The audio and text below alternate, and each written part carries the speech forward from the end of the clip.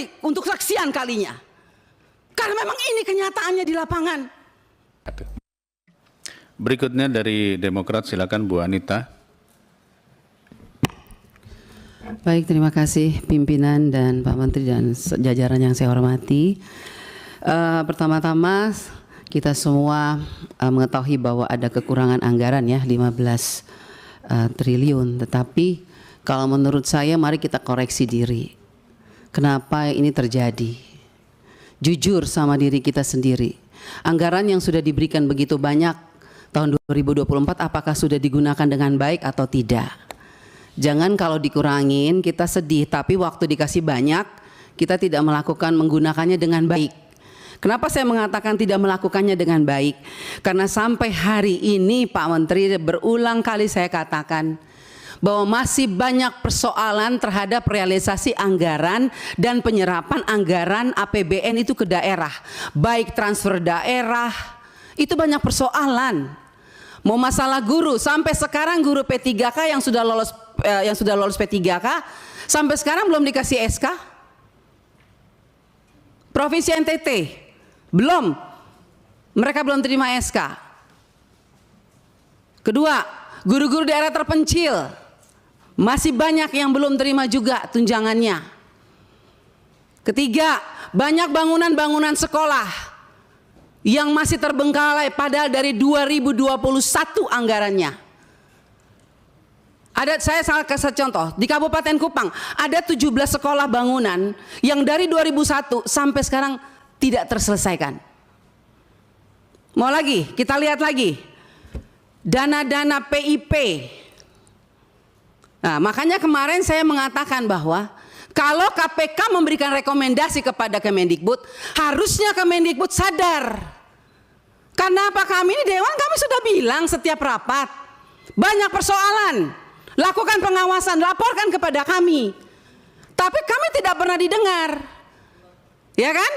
Akhirnya sekarang KPK memberikan rekomendasi, baru seakan-akan Kemendikbud kayak kebakaran jenggot. Bahkan kami anggota pemangku kepentingan mau diatur sama Kemendikbud untuk melakukan verifikasi oleh dinas. Loh, Anda sebagai kementerian mau nggak dilakukan verifikasi sama dinas? Jangan suruh dinas, jangan suruh apa yang kita usulkan harus dilakukan verifikasi oleh dinas. Kita ini lembaga tinggi negara, wakil rakyat. Kita yang menentukan anggaran di Indonesia ini. Bagaimana kepala dinas bisa memverifikasi data yang kita berikan? Anda sebagai kepala kementerian mau nggak diverifikasi sama dinas? Bapak Ibu ini kan orang-orang pintar setahunya saya di Kemendikbud. Orang-orang berpendidikan. Kok bisa salah mengambil kebijakan? Anda mengeluarkan Perseksjen yang dimana poin nomor 3 dikatakan bahwa data yang direkomendasikan sebagaimana dimaksud pada huruf B diverifikasi oleh dinas pendidikan. Loh, kita ini pemangku kepentingan usulkan itu dari Dapodik sekolah.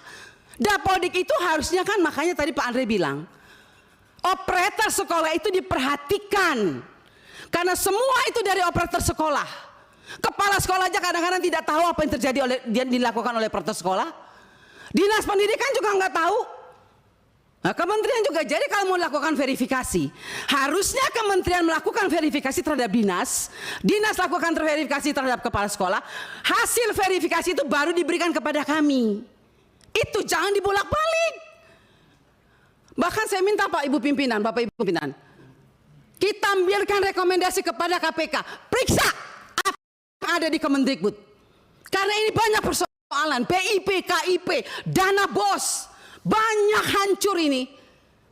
Tolong Ibu, saya minta Pak Pimpinan, kita berikan rekomendasi kepada KPK, periksa dari 2021, 2022, 2023. Nggak usah tambah anggaran kalau memang banyak korupsi uang negara habis, bukan untuk rakyat. Saya marah Pak Menteri untuk sekian kalinya. Karena memang ini kenyataannya di lapangan. Jangan dong kita dibikin seperti anak kecil. Kok apa yang diusulkan kita mesti diverifikasi oleh dinas pendidikan? Anda mau nggak sebagai menteri diverifikasi oleh oleh dinas? Jangan aneh-aneh lah. Kalian tuh dipilih oleh presiden, harusnya berikanlah yang terbaik untuk rakyat. Semoga pembicaraan saya ini dilihat oleh presiden yang baru. Semoga presiden yang baru memperhatikan kinerja kementerian sekarang ini, memperhatikan eselon-eselon 1 yang sudah ada ini, tidak memberikan solusi kepada negara, hanya membuat persoalan di daerah. Yang tertinggal tetap tertinggal, yang guru menangis tetap menangis. Bicara plafon digital, mana keadilan untuk daerah 3T? Enak daerah-daerah yang sudah ada internetnya diberikan terus, tapi kita yang daerah 3T yang tidak ada internetnya dibiarkan begitu saja.